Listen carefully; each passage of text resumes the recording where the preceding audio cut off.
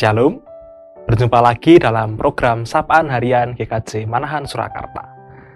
Saat ini sebelum kita merenungkan firman Tuhan, mari kita tunduk di hadapan Tuhan, mari kita berdoa. Tuhan, kami datang ke hadirat-Mu menaikkan syukur kami atas hari baru yang telah Tuhan beri kepada kami semua. Kami bersyukur atas segala limpahan kasih, rahmat, anugerah, dan penyertaan yang telah Kau berikan kepada kami semua. Dan saat ini kami akan merenungkan dalamnya sabda firman-Mu, kiranya Roh-Mu yang kudus menguasai hati dan pikiran setiap kami, sehingga sabda-Mu dapat menumbuhkan kekuatan dan daya kehidupan bagi kami untuk terus melangkah menghidupi kebenaran dalam jalan Tuhan. Dalam Yesus Kristus, Tuhan kami, Sang Sabda yang hidup kami, berdoa. Amin. Bacaan kita pada hari ini terambil dari Yohanes 17 ayat 9, 11 dilanjutkan 20-22. Aku berdoa untuk mereka, bukan untuk dunia aku berdoa, tetapi untuk mereka yang telah Engkau berikan kepadaku, sebab mereka adalah milik-Mu. Aku tidak ada lagi di dalam dunia, tetapi mereka masih ada di dalam dunia, dan aku datang kepadamu, ya Bapa yang kudus. Jagalah mereka dalam nama-Mu, yaitu nama-Mu yang telah Engkau berikan kepadaku, supaya mereka menjadi satu, sama seperti kita. Bukan untuk mereka ini saja aku berdoa, tetapi juga untuk orang-orang yang percaya kepadaku melalui pemberitaan mereka, supaya mereka semua menjadi satu, sama seperti Engkau ya Bapa, di dalam aku, dan aku di dalam Engkau, agar mereka juga di dalam kita, supaya dunia percaya bahwa Engkaulah yang telah mengutus aku. Aku telah memberikan kepada mereka kemuliaan yang Engkau berikan kepadaku, supaya mereka menjadi satu, sama seperti kita adalah satu. Ketika seseorang berdoa, atau lebih tepatnya mendoakan seseorang, kita dapat menangkap apa yang menjadi keprihatinan si pendoa, dan apa persoalan atau titik rawan dari orang yang sedang didoakan. Bacaan kita kali ini adalah doa panjang yang Yesus naikkan kepada Bapanya di surga. Saat sebelum ia melangkah memenuhi karya keselamatan yang ia kerjakan di dunia, yaitu menuju Kalvari, doa ini Yesus naikkan bersama dengan murid-muridnya dalam suasana haru perpisahan. Dari doa ini kita dapat menangkap apa keprihatinan Yesus sebagai si pendoa, yaitu Bapa, telah tiba saatnya aku tidak ada lagi dalam dunia, tetapi mereka masih ada dalam dunia. Yesus menitipkan para murid kepada Bapanya, sebab ia sebentar lagi akan berangkat mengerjakan karya keselamatan melalui derita sengsara hingga wafat di kayu salib. Momen yang pas pada saat ini.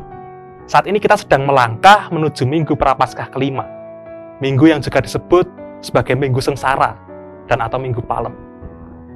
Minggu di mana kita mengenang bagaimana Yesus akan memasuki masa-masa yang berat dalam hidupnya. Saat di mana Yesus akan melangkahkan kakinya ke Yerusalem dan menghadapi berbagai siksaan dan derita hingga meregang nyawa di kayu salib, berpisah dengan para muridnya.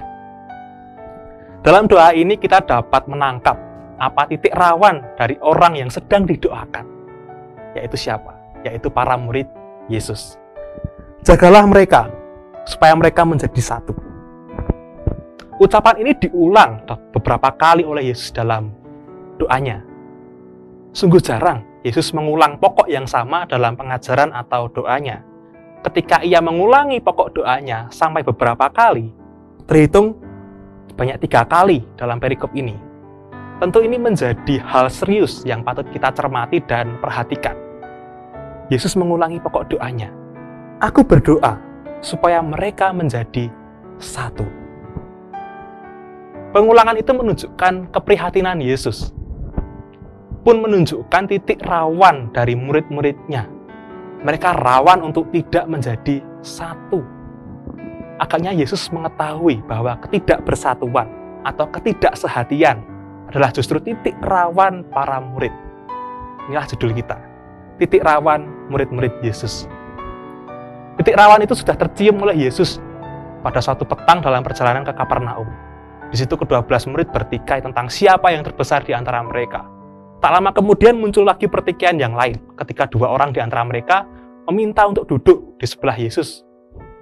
Akar kedua pertikaian itu sama, memperebutkan kedudukan, fame, pamor, dan kehormatan, berebut pengaruh dan kuasa. Hal itu membuat para murid riskan untuk bertikai dan bercerai-berai. Itu sebab Yesus prihatin. Pun ia berprihatin kepada kita yang adalah orang-orang yang percaya kepadanya melalui pemberitaan mereka. Pemberitaan para murid, kita adalah hasil dari pemberitaan para murid. Tuhan berprihatin pada kita, titik rawan kita, yang acap kali kurang cakap dalam menyikapi dan menyelesaikan suatu pertikaian yang terjadi di antara kita sebagai anggota jemaat Tuhan. Seringkali pertikaian itu berlarut-larut dan berkepanjangan, lalu menjurus pada sikap bermusuhan yang dijiwai oleh perasaan benci, iri, dan ambisi untuk memenangkan kepentingan sendiri. Inilah titik rawan gereja. Energi kita habis untuk terpakai untuk bertikai. Kita yang sama-sama melayani Tuhan malah sibuk bertikai dengan saudari dan saudara sepersekutuan kita. Berapa banyak waktu, berapa banyak tenaga, perasaan, dan pikiran terbuang sia-sia untuk saling memendam, saling mencatat, saling menyalahkan, dan saling mendendam. Mana mungkin pelayanan kita berdaya guna dan mencapai tujuannya yang sesungguhnya, yaitu agar dunia menjadi percaya, seperti doa Yesus. Menjelang Minggu Sengsara ini, marilah kita merenungkan sekali lagi doa perpisahan Yesus dengan para muridnya. Tuhan Yesus prihatin dengan titik rawan murid-muridnya, Anda dan saya. Ia cemas, ia prihatin. Apa jadinya kalau para murid bertikai terus? Bagaimana kita dapat memenuhi panggilan kita untuk bersaksi dan memelihara keselamatan, sementara kita memecah, membelah, dan saling menyingkirkan? Maka Tuhan kasihanilah. Mari kita munculkan, kita pelihara kesehatian kita sebagai murid-murid Tuhan. Maka Tuhan tolonglah kami semua. Amin.